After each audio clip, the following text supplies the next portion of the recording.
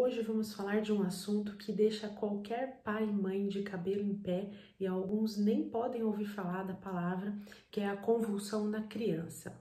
É a manifestação mais frequente que acontece nas unidades de emergência e urgência pediátrica e aproximadamente 80% das crises agudas, elas cessam antes mesmo de chegar até o hospital.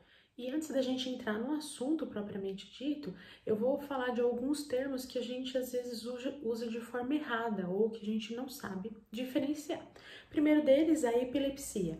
A epilepsia, ela é uma condição crônica caracterizada por crises epiléticas recorrentes. Então, são crises epiléticas que acontecem com uma certa frequência.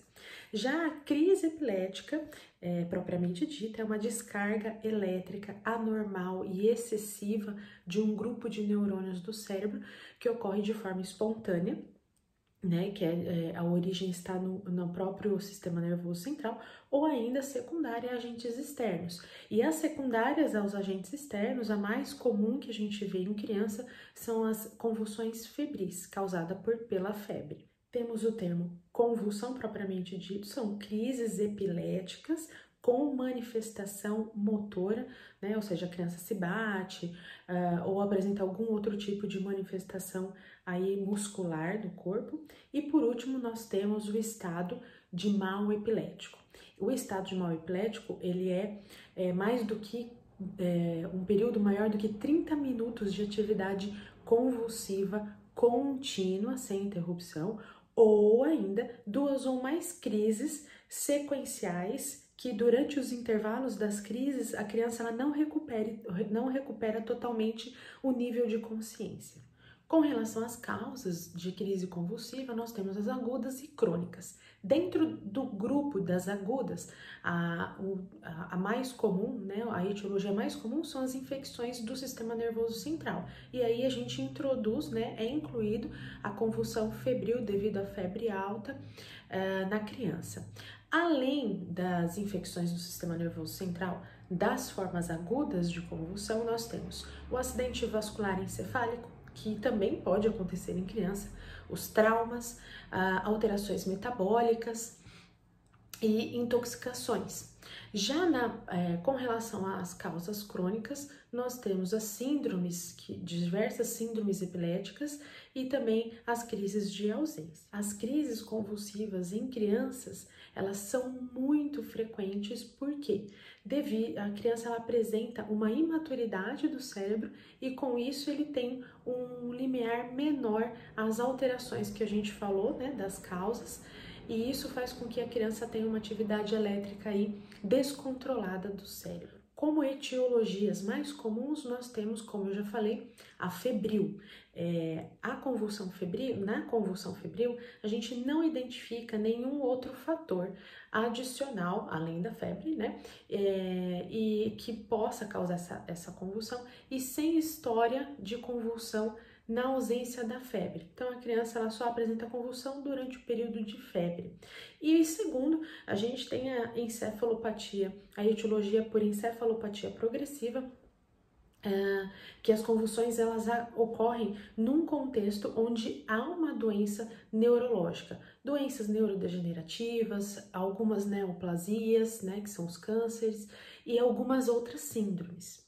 A convulsão febril na criança, ela é uma das convulsões mais frequentes encontrada na parte da pediatria e ela pode acontecer, é mais comum que aconteça com crianças apresentando a idade entre 3 a 6 meses de idade até os 5 anos de idade. Então, essa faixa etária, a convulsão mais frequente é a convulsão febril.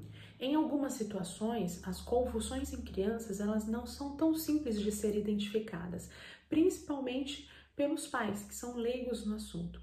Então, algumas não vêm com aquela forma clássica da criança se debater, babar, virar os olhos. Às vezes, a criança ela apresenta apenas um movimento discreto durante a crise convulsiva.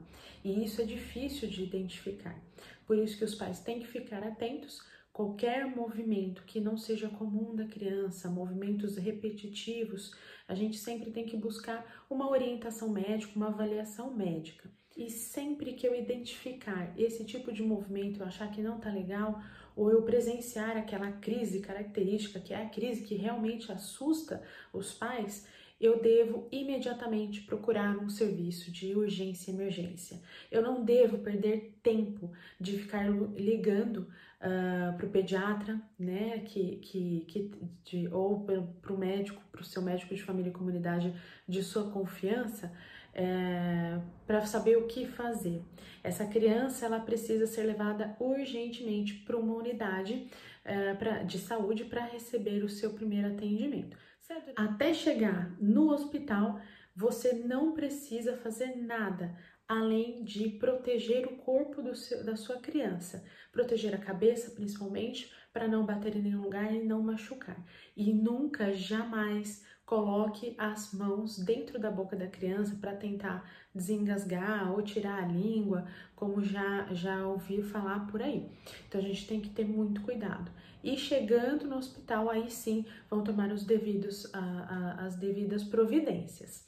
Como a maior parte dos casos se resolve espontaneamente e é de etiologia pela febre, a criança muitas vezes, a maioria das vezes, não necessita de um tratamento com algum antiepilético, alguma outra medicação, a maioria dos casos. Mas isso, quem precisa avaliar, sim, é o médico e depois o médico da emergência e depois dar continuidade com o seu médico que segue a criança. Então, a crise convulsiva, ela é uma coisa muito séria, uma entidade muito séria que pode acontecer com as crianças e quando acontece, devemos procurar imediatamente um serviço de saúde, porque toda vez que a criança tem a crise convulsiva, é como se ela queimasse neurônio.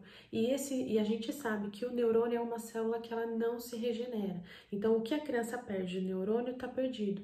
Ela já não consegue recuperar. Por isso que é tão importante o acompanhamento e a procura imediata do serviço de saúde. E, mais uma vez, não perca tempo ligando para os médicos para saber o que fazer, né? Essa orientação, a orientação que eu dou é: proteja o corpo da sua criança, não coloque a mão na boca e vá imediatamente para o hospital. Se não tem como ir por meios próprios, né, com o seu carro, com algum outro meio de transporte, a gente orienta aí chamar a ambulância, chamar o SAMU. De uma forma geral, é esse o recado sobre crise convulsiva em criança. Se tiver alguma dúvida, pode deixar nos comentários ou via direct e até uma próxima.